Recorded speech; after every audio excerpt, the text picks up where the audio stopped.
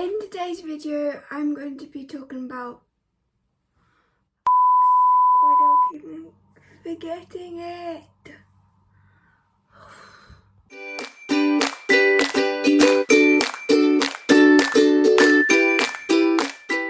In today's video, I'm going to be talking about what it's like having cerebral palsy in your 20s.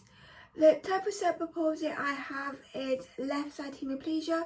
So, of course, if you don't have left side hemiplegia, your experience might be different to my experience being a 22-year-old adult with cerebral palsy. Let's get into it. So, like I said, I'm 22 and I have left side hemiplegia. So that type of cerebral palsy mostly affects your left side. It can affect your mobility, your speech, everything. But my experience personally, my left side is more affected than my speech. I can talk actually very well for other people that I've seen with cerebral palsy on social media. So I'm so grateful for that. But I do struggle with some words, and some days can be difficult than others. Even in my 20s, it can still be difficult. And with having cerebral palsy in my 20s, I can't remember when I was younger having this, but my mum told me I have.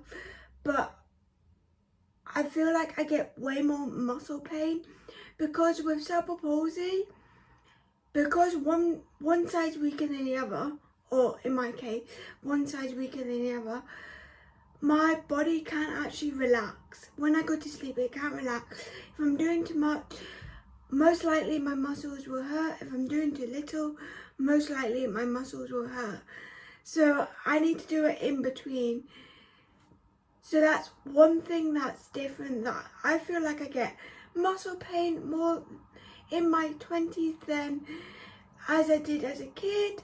I think I still had muscle pain, but you know what kids are like, they just ignore it and they run it off. But my story, I kind of started off with like what's the negative, but my story, how I got cerebral palsy, my heart condition led me to have a bleed to the brain on my right side, what affected my left side hemiplegia.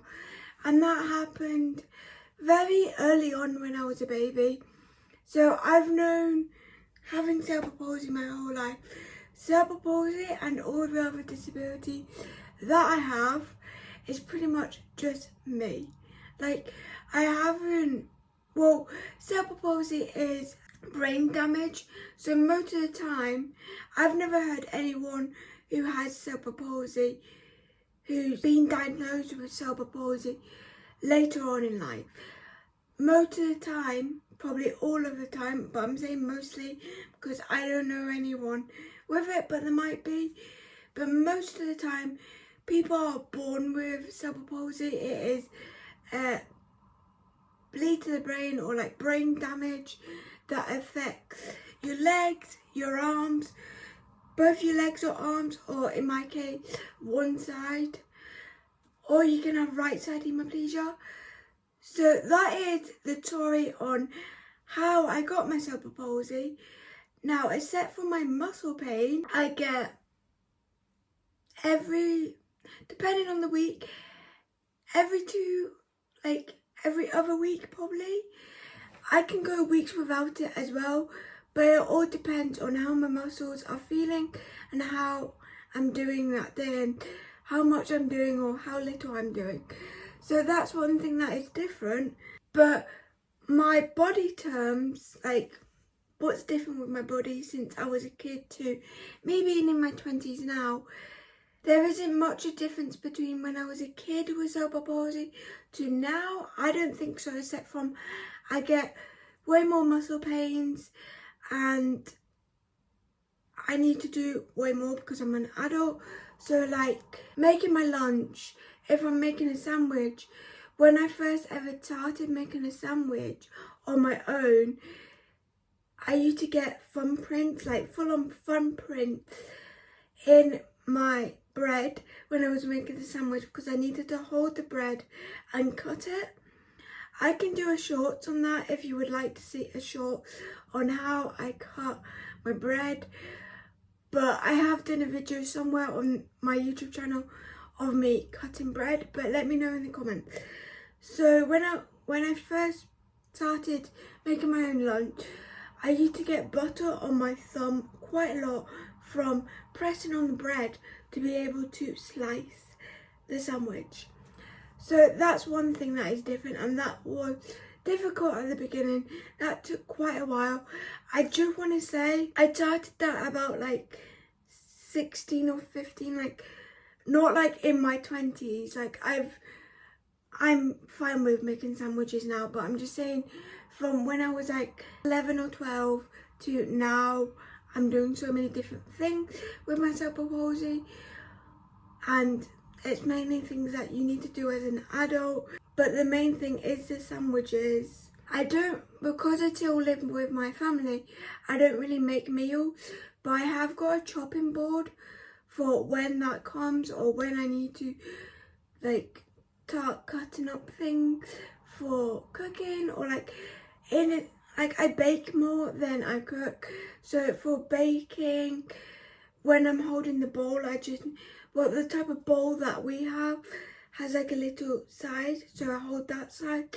So it's just the little things now that I need to like change up. Like I could not get a bowl without a side probably that I can hold on to properly if I'm using a mix, because if I accidentally move or my hand can't grip it properly, that baking will go all over the floor, or mixture will go all over the floor, and I will need to start all over again. And then with cutting things, I've got a cutting board, but with cheese is quite easy for me. We've got we've got a grater. I can't use a holdable grater, it's kind of difficult for me, but we've got a tub and a grater bit goes on top of it, and then I grate it that way. Or we've recently got one that you put cheese in and you hold it. So I hold it in my left hand. This is my left hand, and it's a turning thing. And the only difference is I need to like let go, then squeeze it more with my right hand, and then hold it with my left hand again, because my left hand isn't as strong as my right hand. It's just a little thing. When I know everyone's different, but for me, I don't think much has changed being in my 20s. It might change when I live on my own and I need to do more things, but it's just the little things for me. Like I need to hold my bread when I cut a sandwich. I need to have a proper grater without a handle, probably a tub. When I'm doing the dishwasher, I need to carry, like the most I can carry is like 3 plates. I can't carry more than 3 plates in case I drop them, because I've only got one strong hand, and if my left hand falls off a bit, like can't get a proper grip, all them plates are smashed.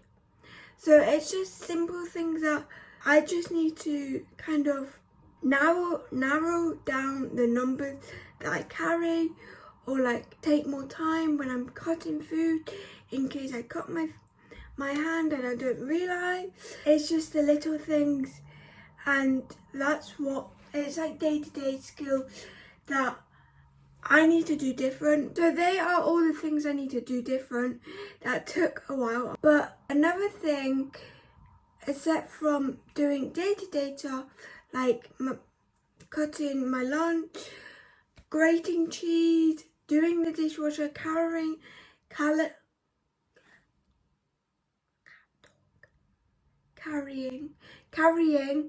plates to another shelf. I can't carry a load. So they are all the everyday things. Now finding a job, because of course I'm 22 now and I'm nearly 23, so I'm trying to find a job. So right now I have not found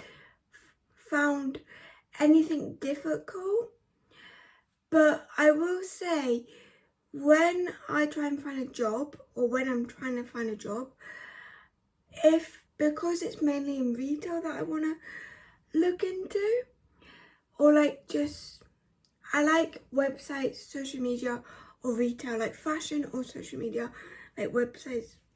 They're the both things I like. But with retail, I need to tell the manager or my application when I'm doing a job or when I'm looking for a job. If it is mainly like, oh, we want a person who lifts the food that's run out of date into a van, or the person who lifts the new food out of the van and lifts it back in. Of course, I cannot do that because, yes, I can lift a laundry basket up there and into my parents' room, but for safety reasons and for my own safety, and so I don't send the manager to court because I've hurt my left arm or I've hurt my right arm, I need to put down on my CV, or I need to put down in the application, or if I do meet them, because every job's different how they want. Just in any situation with that, even if there's not that much lifting, I still need to be like, I need to be careful when I lift. Not like this is related to my cerebral palsy, but because of my heart condition, I found out lately that I can't lift heavy stuff. Now when I say heavy stuff, she was on about like weights, like full on like bodybuilding weights. But now I've got 2 reasons I need to be careful when I lift things. So I need to let the manager know, or the person I'm talking to in the interview, that I can't lift that much. I do say to them I can still lift things, because I hate people thinking I can't lift anything at all. I'm a weak on all sides, and that's not true. Like I just said, I lift a laundry basket upstairs, and they can be quite heavy depending how much you put in it. So I can lift stuff upstairs or to another room, but just not too heavy. It can be too heavy. So that's one thing I need to tell the people I'm applying for a job for, or if I see, like, have a chat with someone, I need to let them know.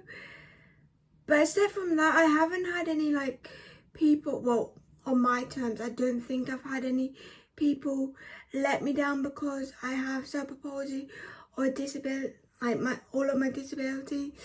But you never know, because interview, like, you can put in an application and they're not going to like email you back being like, well, we don't want disability people on our job. They're just going to go, sorry, we found someone different, or sorry, you didn't get an interview. They're not going to be like, well, we don't like disabled people. Like, they're not going to do that. So I don't know if people have let me down for that reason, but personally, I have not heard anyone be like, yeah, they're not taking you on, we're not taking you on because you're disabled. Everyone I've talked to in like an interview stage, or like just chatting to for work experience and everything like that, has said I'm lovely and I'm cheerful. Nothing about my disability. So luckily I've never had that problem, but I know some people do.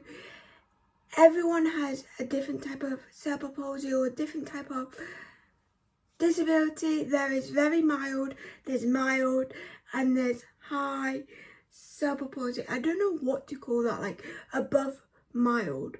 Like, what's that called? But I have mild cerebral palsy, and I explain everything to the person who I'm chatting to about the job, like what I'm capable to do and what I'm not. It's not really nice. I'd rather not tell them. I know I do have a choice, but in my situation, I feel like I don't have to tell them that I have a heart condition, epilepsy, or I'm maybe kind of don't have to tell them about my learning disability if it doesn't come up. I do have problem with my speech because of my learning disability and having cerebral palsy as well, because it can affect your speech. But for me being disabled with cerebral palsy and being in my 20s, I don't think I've really had any problems being in my 20s yet. I've always found a way around the things I need to do different. And like I said, if you want me to do like shorter videos on what I do different, if you want to see me grate cheese, I don't know, or make a sandwich, anything like that, let me know. I could do a toasty. Toasties are kind of difficult because you need to wait for them to heat up, and then it's kind of difficult for me to like put it on. But I will try, and I might do that as well for a short. So that is the end of the video. I hope you enjoyed it. If you did, give it a thumbs up. Let me know in the comments what other types of videos you would like to see. But I've got loads of different videos on all of my different disabilities. There will be a video coming, I think, next week about how I'm confident with having a disability. Like, how have I got this much confidence and I've got a disability? Because I think most people find if you have a disability, you're not going to be confident in yourself, and I'm going to prove you wrong. Stay tuned for that video, but a little sneak peek. Remember this hair, because on Friday I will be doing, or there will be an upload of a hair transformation video. I know I've never done one of these videos before, but hopefully it goes to plan, and it's probably going to be on my Instagram as well. That's the videos you've got coming your way. Hope you enjoyed it, this video and the ones coming, and I'll see you when I get my new hairstyle.